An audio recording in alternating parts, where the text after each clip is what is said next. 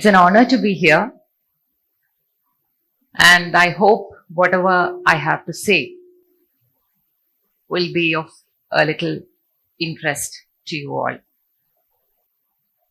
30 വർഷം, ആലങ്കാരികമായിട്ട് പറഞ്ഞാൽ 3 പതിറ്റാണ്ടായി ഞാൻ ന്യൂസ് റീഡർ ആയിട്ട്. 92-ലാണ് എന്റെ തുടക്കം. ഈ 3 പതിറ്റാണ്ടിനിടയ്ക്ക് എന്തൊക്കെ സംഭവിച്ചു എന്നുള്ളത് ശരിക്കും പറഞ്ഞാൽ ഞങ്ങളൊരു ട്രാൻസിഷൻ ജനറേഷനാണ്. ഒരു സാങ്കേതിക വിദ്യയുടെ തുടക്കം മുതൽ ഇന്ന് അതിന്റെ അഡ്വാൻസ്മെന്റിന്റെ ഒരു ഏത് ലെവൽ വരെ എത്തി നിൽക്കുന്നു എന്നുള്ളത് എന്റെ ജനറേഷനാണ് ശരിക്കും മനസ്സിലാവുക. അന്ന് ന്യൂസ് റീഡർ ആയിരുന്നു. ആ പേര് സൂചിപ്പിക്കുന്നത് പോലെ തന്നെ വാർത്താ വായന മാത്രമായിരുന്നു ഞങ്ങളുടെ ജോലി. തരുന്ന വാർത്തകൾ അതുപോലെ ഇഫക്റ്റീവായിട്ട് കമ്മ്യൂണിക്കേറ്റ് ചെയ്യുക. പിന്നെ അത് ന്യൂസ് പ്രസന്ററായി, ന്യൂസ് ആങ്കറായി, ന്യൂസ് കാസ്റ്ററായി. ഇന്ന് അതിന്റെ പല പല ഇവല്യൂഷൻസ് കടന്ന് ഇപ്പൊ അതിന് എന്ത് പേര് വിളിക്കണം എന്ന് എനിക്കറിയില്ല. ഒരു പുതിയ പേര് കണ്ടെത്തേണ്ടി വരും. It has undergone so many changes. അതെല്ലാം ഈ ടെക്നോളജിക്കൽ റെവല്യൂഷൻസിന്റെ ഭാഗമായിട്ടാണ്. Technology has undergone a huge sea change. അത് എത്രമാത്രം ഈ നേരത്തെ ഞാൻ പറഞ്ഞതുപോലെ എന്റെ ജനറേഷനാണ് ഏറ്റവും കൂടുതൽ മനസ്സിലാവുക. എന്റെയൊക്കെ കുട്ടിക്കാലത്ത് ഒരു ലാൻഡ് ഫോൺ പോലും ഒരു റേറിറ്റിയാണ്. ടെലിവിഷൻ റേറിറ്റിയാണ്, കമ്പ്യൂട്ടർ റേറിറ്റിയാണ്, ഇന്റർനെറ്റ്, വെബ്സൈറ്റ് എന്നൊക്കെ പറയുന്ന ടേംസ് അപരിചിതമാണ്. അപ്പൊ അങ്ങനെയുള്ള കുട്ടിക്കാലത്ത് നിന്നും തുടങ്ങി ഇത്രയും ഇവിടെ എത്തി നിൽക്കുമ്പോൾ ഇടയ്ക്കിടയ്ക്ക് ഒരു തിരിഞ്ഞു നോട്ടം അതുണ്ടാവാറുണ്ട്. സ്വാഭാവികം. ഒരു അമ്യൂസ്മെന്റ് തോന്നും, ഒരു സർപ്രൈസ് തോന്നും.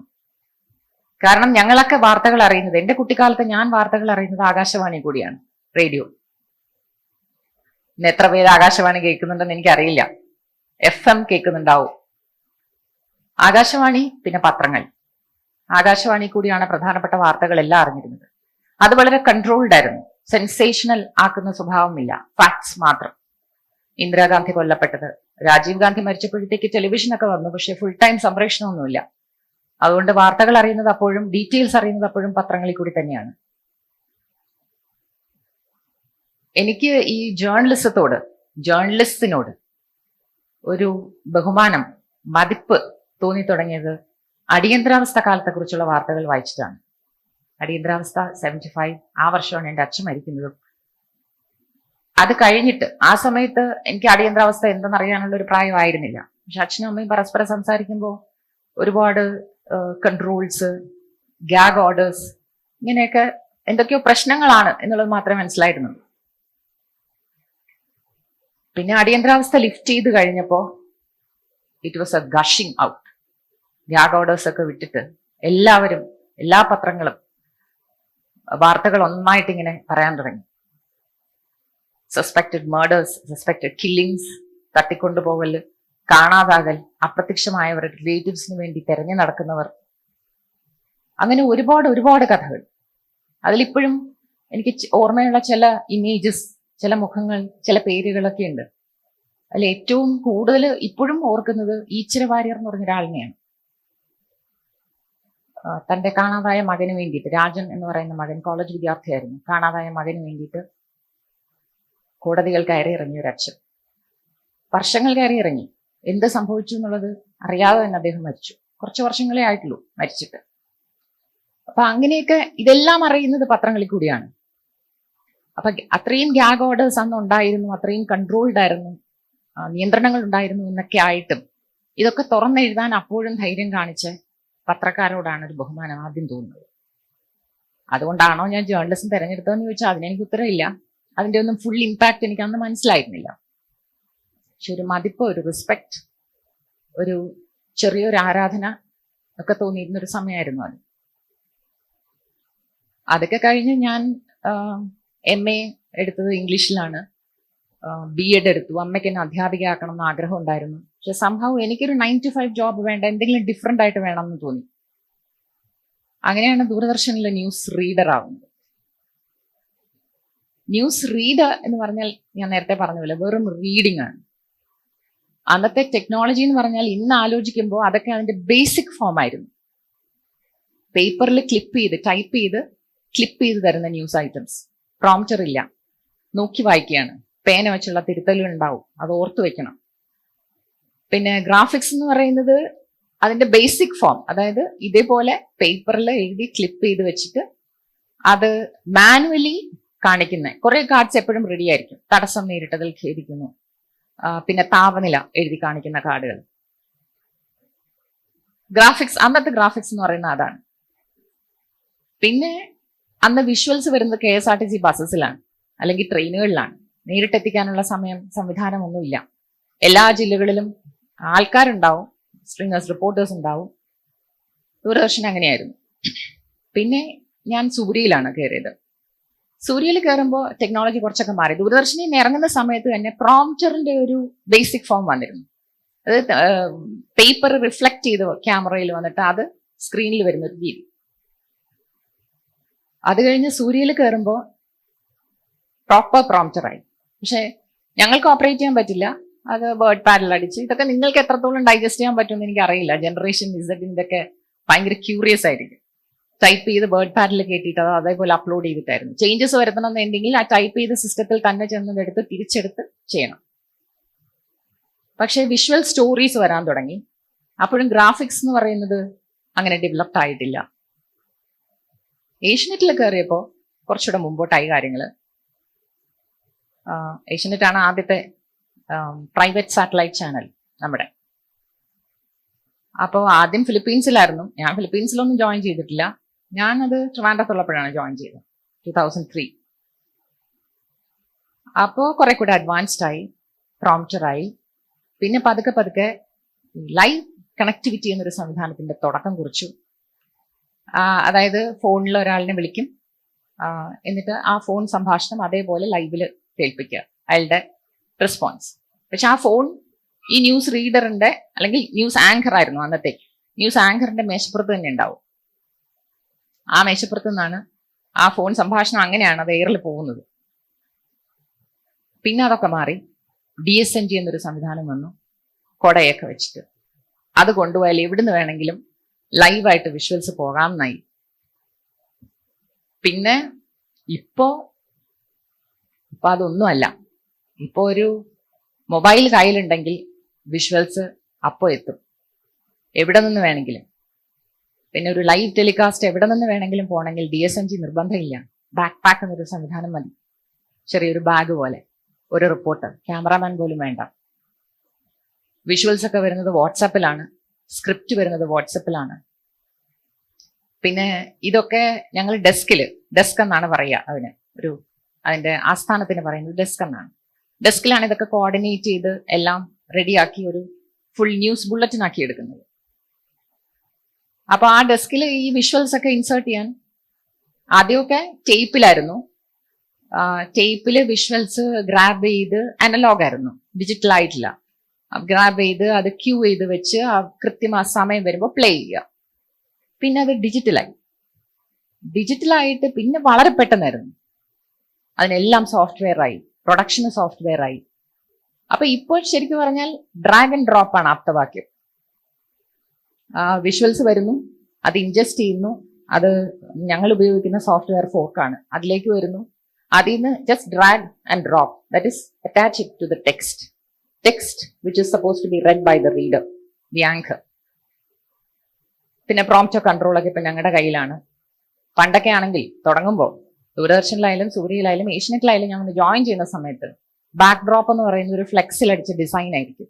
ഫ്ലെക്സ് അല്ലെങ്കിൽ വേറെ എന്തെങ്കിലും ഒരു മെറ്റീരിയൽ, അതിങ്ങനെ ഇടയ്ക്കിടയ്ക്ക് മാറ്റും, അത്രേ ഉള്ളൂ. ഇടയ്ക്കിടയ്ക്ക് മീൻസ് വല്ലപ്പോഴും ഒക്കെ.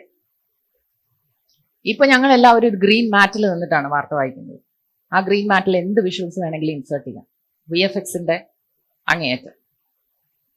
അപ്പൊ ഇത്രയും റെവല്യൂഷണറി ആയിട്ടുള്ള ചേഞ്ചസ് ഒക്കെ അണ്ടർഗോ ചെയ്ത് ഏറ്റവും കൂടുതൽ ഈ ടെക്നോളജി ഇൻഫ്ലുവൻസ് ചെയ്തത് വാർത്താവിനിമയ രംഗത്ത് തന്നെയാണെന്ന് പറയേണ്ടി വരും. അതിൽ നിന്നാണല്ലോ ബാക്കിയൊക്കെ വരുന്നത്. ഇപ്പൊ മനുഷ്യൻ ബഹിരാകാശത്ത് താമസിക്കാൻ സ്ഥലം അന്വേഷിക്കുന്നു, പക്ഷെ ഭൂമി വാസയോഗ്യമല്ലാതായി എന്നൊരു വിഷയം കൂടി ഉണ്ട് അതിനകത്ത്. അതും കണ്ടൊരു ജനറേഷനാണ് ഞങ്ങളുടെ. അപ്പൊ ഇത്രയും ഡിജിറ്റലൈസ്ഡ് സമൂഹം വന്നപ്പോ ആ പവർ ഓഫ് ദ മീഡിയ എന്ന് പറയുന്നത് ഇറ്റ് ഇസ് ഇമ്മൻസ്.